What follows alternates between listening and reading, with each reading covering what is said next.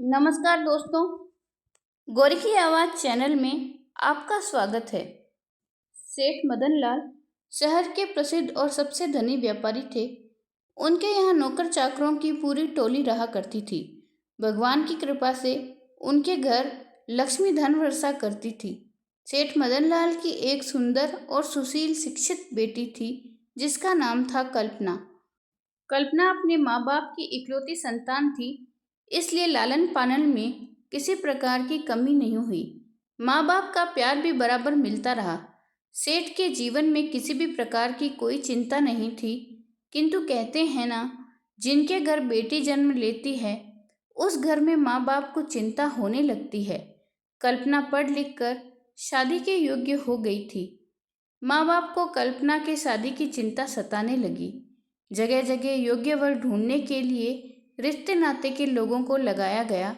काफी तलाश के बाद 2.5 साल के बाद एक योग्य वर ब्रजपाल की तलाश हुई। ब्रजपाल चौधरी सत्येंद्र का पुत्र है। नाम से ही पता चलता है कि चौधरी सत्येंद्र धन से भी चौधरी है। सेठ मदन लाल ने चौधरी सत्येंद्र से अपनी पुत्री कल्पना के ब्रजपाल से विवाह कराने की बात की। चौधरी सत्येंद्र ने कल्पना से अपने पुत्र के विवाह का आश्वासन सेठ को दिया। चौधरी जानता था सेठ की कोई और संतान नहीं है, कल्पना उसकी इकलौती संतान है और सेठ की उम्र 50 साल से ऊपर है, अर्थात अब इसकी कोई संतान नहीं हो सकती। ऐसा लालच उसके मन में आया और उसने विवाह के लिए तत्काल हाँ कर दिया। लग्न मुहूर्त देखकर दोनों ओर से खूब उत्साह और जोश के साथ विवाह किया गया। सेठ मदन लाल की इकलौती बेटी का विवाह था, इसलिए सेठ धन का लोभ नहीं कर रहे थे।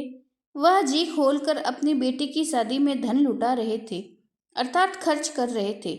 चौधरी सत्येंद्र भी जानते थे कि उनके पास धन का भंडार आ रहा है, इसलिए वह भी सामर्थ्य से ज्यादा विवाह में खर्च कर रहे थे। कल्पना और ब्रजपाल का विवाह हुआ। दोनों अपने वैवाहिक जीवन को जी रहे थे। कल्पना भी अपने ससुराल में खुश थी और ससुराल वाले भी कल्पना के स्वभाव से प्रसन्न थे। कल्पना के स्वभाव से रिश्तेदारों में भी कोई नाराजगी नहीं थी। सभी कल्पना के स्वभाव की तारीफ करते हुए कहते, इस जैसी बहू मिलना मुश्किल है। कुछ समय विवाह के बीते होंगे कि सेठ मदन लाल के घर एक पुत्र का जन्म हुआ, अर्थात कल्पना को एक भाई मिल गया जिसे वह राखी बांध सकती थी और उसको अपना भाई बोल सकती थी। सेठ के घर खुशियों की झड़ी लग गई। बेटी का विवाह हुआ, अच्छा घर मिल गया, इसकी तो अपार खुशी थी, किंतु पुत्र रत्न की प्राप्ति लंबी प्रतीक्षा के बाद हुई। यह खुशी को दुगना करने वाली थी। सेठ मदन लाल के घर पुत्र का जन्म सुनकर कल्पना के ससुराल वालों के पैरों तले जमीन खिसक गई, जैसे उनकी सारी संपत्ति छीन गई हो। उन्होंने शादी इस लालच में की कि वह मदन लाल के सारी संपत्ति को एक दिन प्राप्त कर लेंगे। यह मुश्किल हो गया था। भाई के मिल जाने से कल्पना के जीवन में खुशियां आनी चाहिए थी, किंतु यह उसके लिए दुख का कारण बन गई। सास ससुर पति सभी अब कल्पना को दुख देने लगे और उसे प्रताड़ित करने लगे।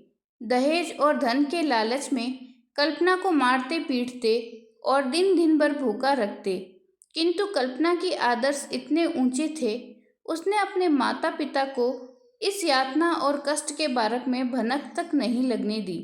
सेठ कल्पना से मिलने और अपने बेटी के छठी अर्थात नामकरण में निमंत्रण देने के लिए खुशी खुशी कल्पना के ससुराल पहुंचे। चौधरी और ब्रजपाल सेठ को देखकर असमंजस में पड़ गए कि वह कल्पना से कैसे मिलवाएंगे। सेठ सभी घटना को जान जाएगा और हमारे विरुद्ध कार्रवाई कर सकता है। तत्काल उन्होंने निष्कर्ष निकाला और कल्पना को समझा दिया, किसी भी प्रकार की बात अपने पिता को बताई तो अच्छा नहीं होगा।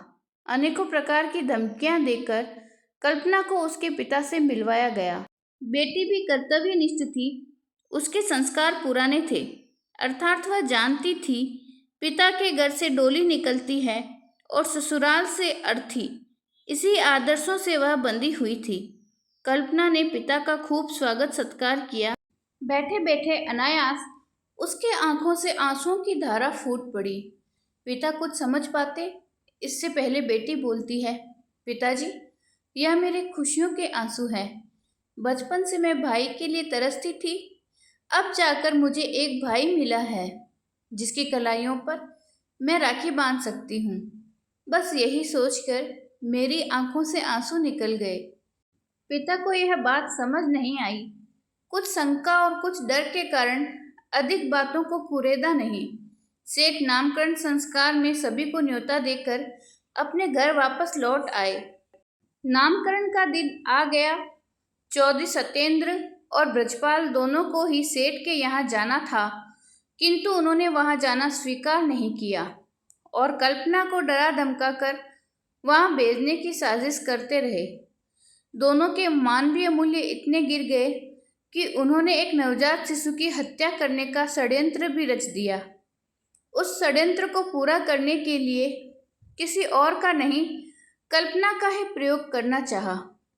ब्रजपाल कल्पना की पिटाई करते हुए कहता है, या तो तू सदा के लिए अपने मायके चली जा या अपने भाई का गला दबाकर हत्या कर दे, जिसके बाद सारी संपत्ति हमारी हो जाएगी। कल्पना ऐसा नहीं कर सकती थी। वह अपने खातिर किसी निर्दोष को सजा नहीं दे सकती थी। अपने ऊपर हजारों यातनाएं सह सकती, लेकिन किसी निर्दोष को सताना यह उसके संस्कारों में नहीं था। काफी देर सोच विचार कर कल्पना ने एक अभूतपूर्व निर्णय लिया। कल्पना ने 3 पत्र लिखे। पहला पत्र अपनी माता के नाम, जिसे वह अपने जन्म देने के लिए धन्यवाद करती रही और सदा उनकी बेटी बनकर जन्म लेना चाहती और उसके गोद में खेलती, ऐसे भावों को प्रकट कर माफी मांगती हुई उनसे अगले जन्म में मिलने की बात लिखती है। दूसरा पत्र ससुर के नाम, जिसे वह पिता के रूप में मानती थी और उनकी सेवा की। अपने पिता से कम नहीं माना, किंतु उन्होंने अपनी बेटी के रूप में उन्हें कभी स्वीकार नहीं किया। इसके लिए वह अपने को ही दोषी मानती है कि अगले जन्म में फिर एक अच्छी बहू बनकर आपके सामने आऊंगी। तीसरा पत्र अपने पति ब्रजपाल के नाम लिखती है, जिसे वह पति के रूप में भगवान की प्रतिमूर्ति मानती थी और अपना सर्वस्व न्यौछावर कर उसकी सेवा करती थी, किंतु फिर भी उन्होंने नहीं अपनाया। पति पत्नी का सात संबंधों का जन्म जुड़ा होता है, इसलिए वह इस जन्म में छोड़कर जा रही है, किंतु अगले जन्म में वह फिर उन्हें पति के रूप में प्राप्त करना चाहती है। ऐसा कहते हुए अपने हृदय के सभी विचारों को पत्र में लिख दिए। तीनों पत्र बिस्तर पर रखे तकिए के नीचे दबा दिए और छत में लगे पंखे से एक फंदा लटकाया और अपनी जीवन लीला समाप्त कर ली। यह कल्पना के जीवन का दुखद अंत था। चौधरी सत्येंद्र के घर बहू की मृत्यु पूरे गांव में फैल गई थी। सेठ मदनलाल को भी अपनी बेटी के न रहने की सूचना मिल गई थी। थाना पुलिस चौधरी ब्रजपाल और सत्येंद्र के घर मौजूद थी। सघन तलाशी और पूछताछ के बाद किसी प्रकार की कोई जानकारी नहीं मिल रही थी। महिला कांस्टेबलों ने कल्पना के शरीर को नीचे उतारा और उसके कपड़े ऊपर करके देखा तो उसके शरीर पर हजारों काले काले दाग थे, जो ब्रजपाल और सत्येंद्र ने पिटाई के दौरान दिए थे। पुलिस सारा मंजर समझ रही थी। चौधरी ब्रजपाल और सत्येंद्र के हाव भाव भी बदले हुए थे। पिता ने भी बताया कि मैं जब मिलने आया था तो बेटी रो रही थी, किंतु उसने कुछ बात बताई नहीं थी। मुझे शंका है कि बेटी के पति और ससुर ने ही इनकी हत्या की है। बस क्या था, ब्रजपाल और चौधरी सत्येंद्र को पुलिस ने गिरफ्तार कर लिया और कमरे की छानबीन की गई। तकिए के नीचे रखे तीनों पत्रों को पुलिस ने बरामद किया और उसमें लिखी हुई सभी बातों को पुलिस ने सबके सामने पढ़ा, जिससे ब्रजपाल और चौधरी सत्येंद्र के सभी यातनाओं का उजागर हुआ।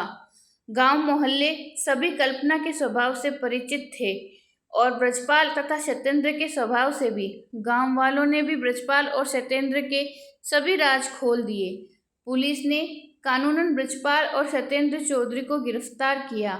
कोर्ट कचहरी हुई जिसमें ब्रजपाल को मुख्य साजिशकर्ता माना गया और उसे आजीवन कारावास की सजा सुनाई गई। चौधरी सत्येंद्र को इस घटना में शामिल और साजिश में सहयोगी मानते हुए 9 वर्ष की सश्रम कारावास की सजा सुनाई गई। इस घटना से यह सीख मिलती है कि लालच में किस प्रकार ससुराल वालों ने अपने बहू का अनादर किया, उसकी पिटाई की, किंतु इस घटना के प्रभाव में केवल कल्पना नहीं आई, अपितु कल्पना के साथ बुरा बर्ताव करने वाले भी बुरे दंड को भुगतने के लिए अपराधी हुए।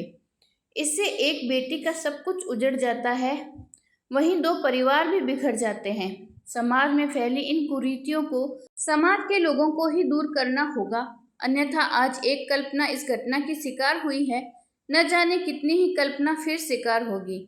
समाज को अपने आसपास हो रहे अत्याचारों के प्रति आवाज उठानी चाहिए। अगर कल्पना के आस पड़ोस के लोगों ने आवाज उठाई होती तो आज कल्पना उनके साथ होती और दोनों परिवार एक साथ होते।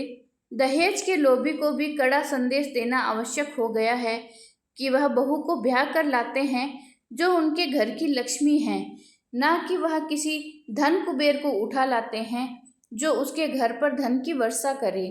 दहेज के प्रति समाज का नजरिया बदलना आवश्यक हो गया है, नहीं तो कितनी और बेटियों का घर उजड़ेगा। वह बेटी हमारी और आपकी भी हो सकती है। तो दोस्तों, आपको आज की कहानी कैसी लगी? कमेंट बॉक्स में अपनी राय जरूर दें और वीडियो को लाइक, शेयर और सब्सक्राइब करना ना भूलें। धन्यवाद।